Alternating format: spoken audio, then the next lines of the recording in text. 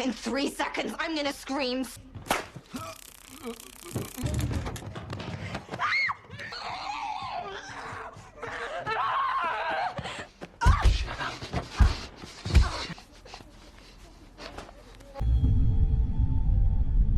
In the beginning of the movie, we see a beautiful girl named Katie who works in a restaurant, but her dream is to become a model. When Katie tells this to one of her friend advises her to get a photo shoot done. Katie asks if she knows any good photographers, and her friend replies, "I do, but those photographers charge about 100 Indian rupees for one session." Hearing this, Katie feels disappointed because she doesn't have that much money. Later in the evening, as she is leaving work, she notices an advertisement for a free modeling photo shoot on the restaurant's notice board. Katie takes down the number and heads home. When she calls the modeling company, they ask her to first send a picture. She complies, and they then instruct her to come the next morning at 10 o'clock. The following day, Katie arrives at the location, where the photo shoot is already underway. There, she meets 3 men, Evan, Georgie, and Nick. Katie had brought extra dresses for the shoot. Evan selects one and asks her to change into it. After she does, the photo shoot begins. However, after some time, Evan stops and insists she wear a shorter dress.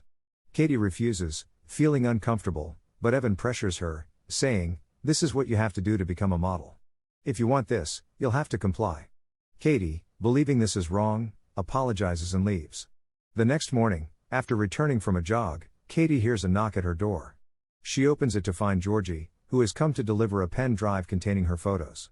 Katie refuses, but Georgie insists, saying, "These photos are really good, and we've deleted them from our drive to respect your privacy." Reluctantly, Katie takes the pen drive and closes the door. However, Georgie had lied, he hadn't deleted the photos.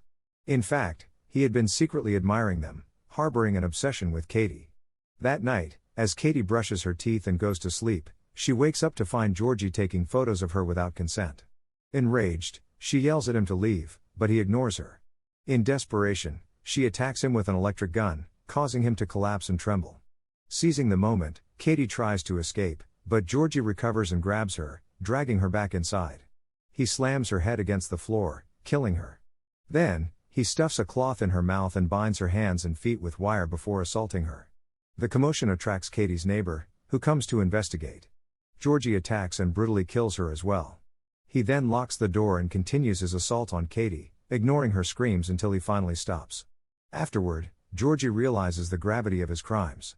Panicked, he calls his brothers, Evan and Nick. When they arrive, Evan is furious at first, but he quickly takes charge. He instructs them to wear plastic gloves, meticulously wipes Georgie's fingerprints from the scene, and stages the evidence.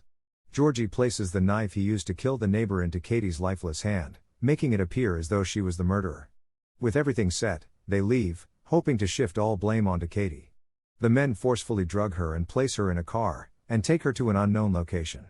When she finally opens her eyes, she realizes that Nick is assaulting her while she is still bound. Before she can fully regain consciousness, Georgie intervenes and drags Nick away. Overwhelmed with thirst, Katie begs for water, but instead, Nick mercilessly urinates on her. Georgie steps in again, leading to a violent scuffle between the two. Evan arrives and breaks up the fight before the brothers leave Katie alone.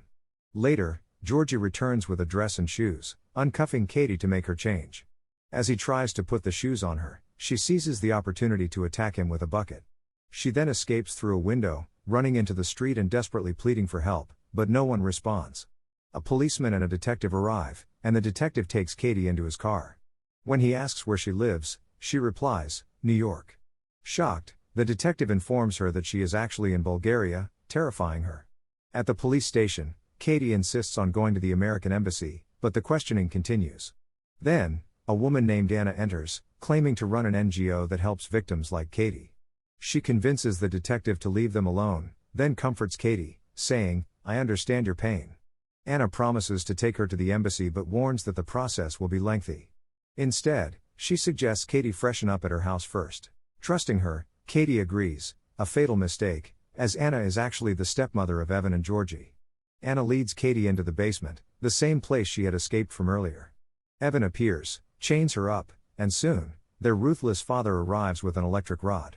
Ignoring her screams, he tortures her with shocks until she passes out, then assaults her. Nearby, Anna sheds crocodile tears, her motives unclear. Evan then brutally beats Katie, worsening her already critical condition. The men dig a pit, strip Katie, and force her into a large box.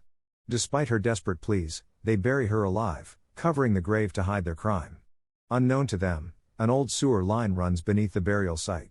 The weight of the box causes the ground to collapse, dropping Katie into the tunnel and breaking the box, saving her life.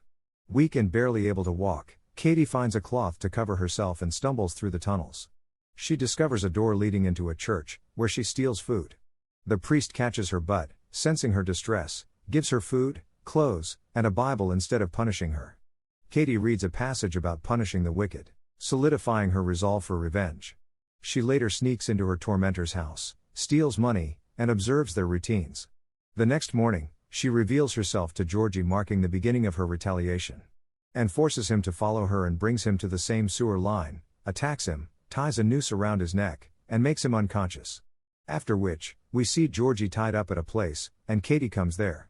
And in the same way Georgie tortured her, she also makes wounds on his body with a knife. After which, when those wounds are cut, she applies grease on him and tortures him very badly. After this, Katie goes to the bar where Nick is drinking.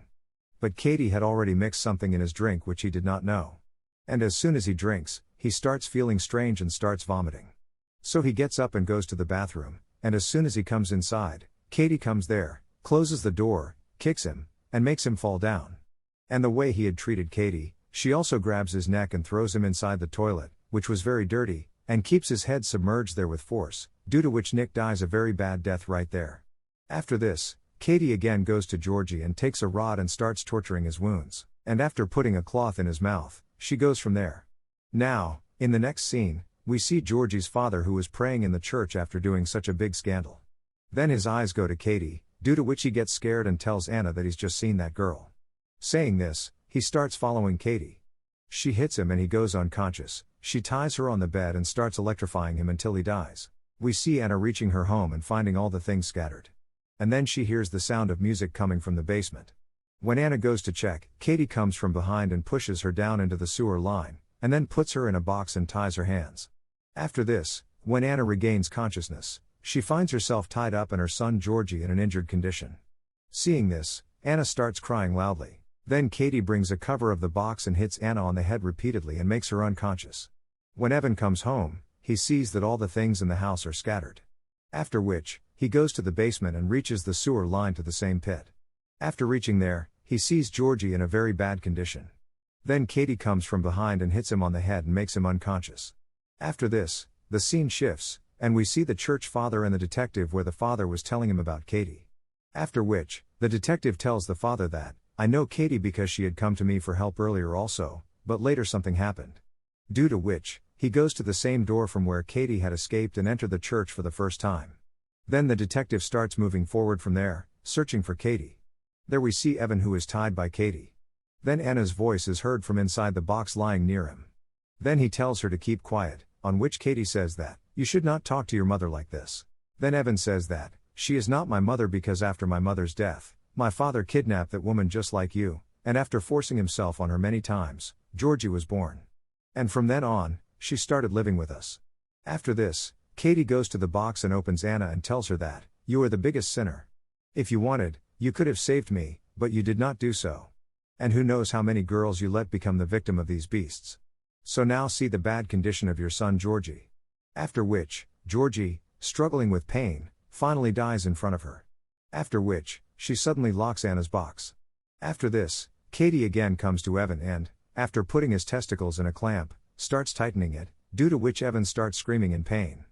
But Katie does not listen to him at all and keeps tightening the clamp until his testicles are badly broken. Then the detective comes there and stops Katie from doing all this. But then suddenly, Evan gets up and starts strangling Katie from behind. Seeing this, the detective shoots Evan in the head, and his work is done. And finally, after Evan's death, Katie's revenge is complete. After this, when Katie starts leaving from there, the detective says sorry to her because in the beginning he could not help. Now, at the end of the story, we see Katie going to the American embassy. And with this, the story ends.